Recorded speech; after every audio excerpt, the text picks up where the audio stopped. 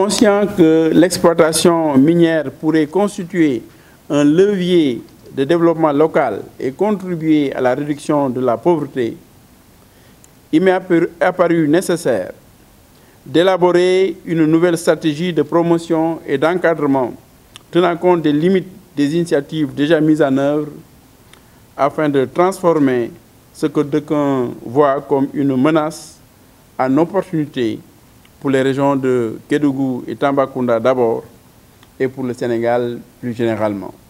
La tâche est ardue, j'en suis conscient, puisqu'au-delà du changement souhaité dans les pratiques d'exploitation, la transformation que nous souhaitons imprimer constituera certainement un travail de longue haleine, mais pas impossible.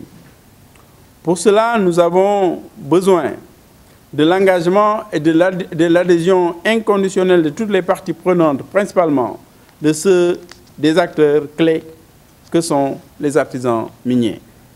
La validation, ou plus exactement la mise en œuvre de cette stratégie, devra favoriser la transition vers une exploitation minière artisanale formelle, gage d'un développement socio-économique durable de ces belles régions, grâce notamment à la création d'emplois décents pour les jeunes, l'augmentation des opportunités d'affaires au niveau local, un impact maîtrisé des activités sur l'environnement et l'existence de recettes fiscales pour l'État et les collectivités territoriales. Vous savez que le contexte a changé. Je pense que les stratégies qui ont été déroulées depuis le temps, le contexte mondial, le contexte sécuritaire a évolué. Donc il faut prendre en compte les limites, puisqu'il y a eu des limites dans les stratégies que nous avons eu à mener, et prendre en compte le contexte actuel pour véritablement les intégrer dans cette nouvelle stratégie, intégrer davantage les acteurs clés que sont les orpailleurs pour se l'approprient. Ça, c'est un défi de taille. Et donc, et on veut que cette stratégie soit véritablement inclusive pour que ça soit en tout cas une réussite. Avec la nouvelle stratégie, nous pensons mettre des comptoirs de proximité avec des collecteurs de proximité. Parce que pourquoi nous, on n'arrive pas à avoir l'or des orpailleurs?